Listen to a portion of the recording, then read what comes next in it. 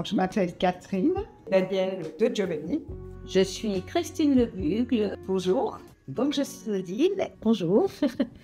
Le féminisme, c'est pas une grande théorie, c'est juste une égalité entre l'homme et la femme. On ne peut pas être égal, on est complémentaires. On n'est pas pareil. Donc, on est différents des hommes, mais les hommes, on en a besoin.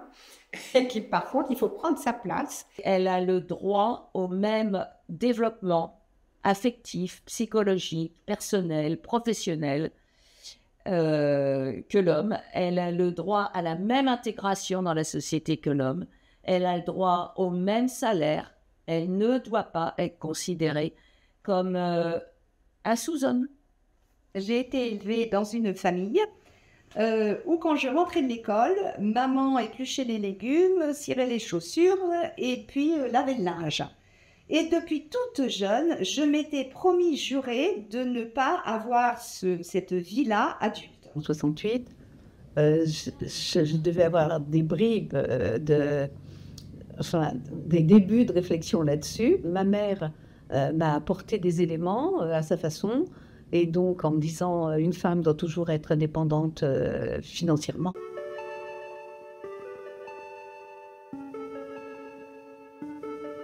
Même si le père de mes enfants a été assez présent, notamment dans la petite enfance, quand même, tout d'un coup, on est relégué dans quelque chose qui est l'intérieur de la maison.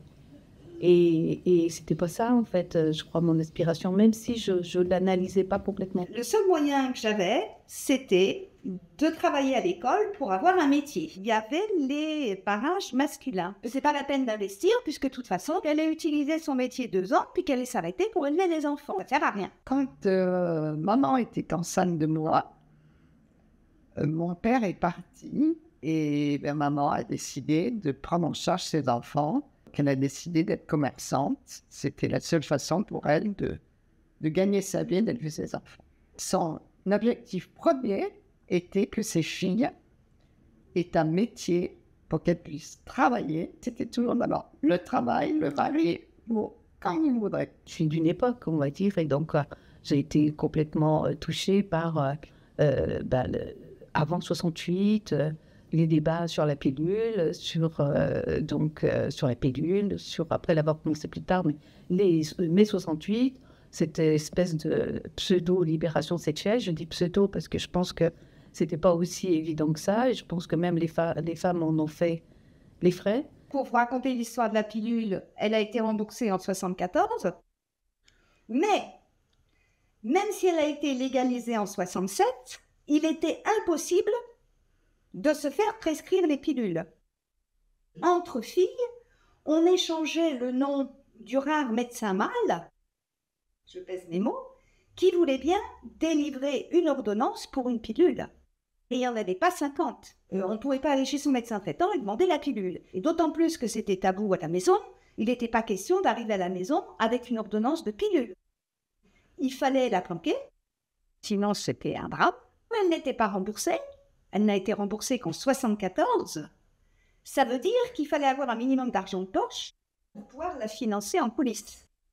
Donc la pilule, certes, est arrivée en 67, mais le temps qu'elle soit passée dans les mœurs, c'est facile à se procurer, il s'est écoulé un sacré paquet d'années.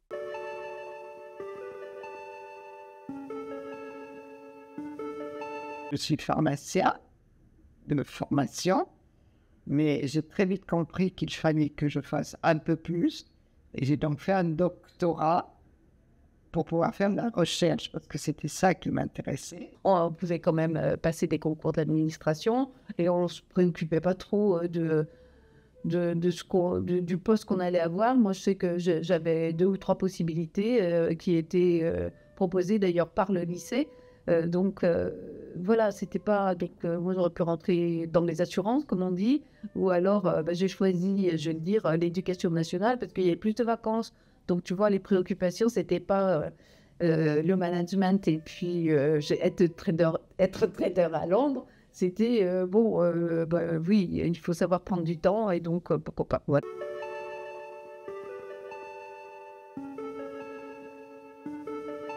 J'ai remarqué très jeune, lorsque j'étais au lycée, qu'il y avait une différence extrêmement visible entre ce que pouvaient faire les hommes, ce que pouvaient dire les hommes, et à contrario, ce que ne pouvaient pas dire les femmes, et ce qu'elles ne pouvaient pas faire. Les écoles, les classes n'étaient pas mixtes. La première classe mixte que j'ai fréquentée, et j'étais pas exceptionnelle, c'était en seconde. Autrement dit, les classes sont devenues mixtes en France en 1976. Et si je vous dis pourquoi les classes n'étaient pas mixtes, vous allez tomber de votre chaise. Eh bien parce qu'en fait, comme les garçons étaient supposés apprendre plus vite, il ne fallait pas les pénaliser avec la présence de filles. Alors vous imaginez, quand vous avez 15 ans, que vous avez toujours été entre filles dans les classes et que d'un seul coup, il y a un troupeau de garçons de part et d'autre, c'est une révolution.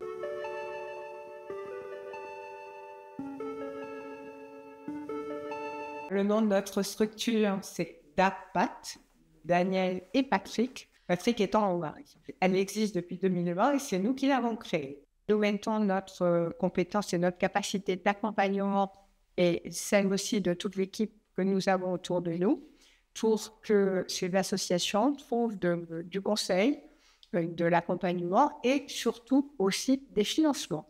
En tout cas, c'est un accompagnement pour se réinsérer dans la société. J'ai été une militante non activiste, puisque je n'étais pas dans une structure quelle qu'elle soit, très longtemps, jusqu'à ce que je rencontre Elles Imaginent, qui a été pour moi une rencontre extrêmement importante dans ma vie. Elles Imaginent est une structure qui accompagne, assiste, aide les femmes victimes de violences conjugales, aussi bien d'un point de vue psychologique que juridique. On a donné la possibilité de se reconstruire, de refaire leur vie, de refaire leur vie avec joie, c'est-à-dire de se laisser approcher par des hommes avec bonheur, avec plaisir. Et ça, ce sont de véritables réussites. Également des combats menés devant la justice par nos avocates. Ça, ce sont de très grands bonheurs. Je pense que ce que j'ai pu remarquer, c'est qu'il fallait déjà convaincre les femmes que leur destin, elles l'avaient en main, qu'on avait tous les droits aujourd'hui, mais qu'il fallait aussi savoir les utiliser, ces droits, et s'imposer dans le monde des hommes, qui n'est pas facile. Mais si on reste soi-même convaincu qu'on n'y a pas droit, effectivement, il ne se passera rien.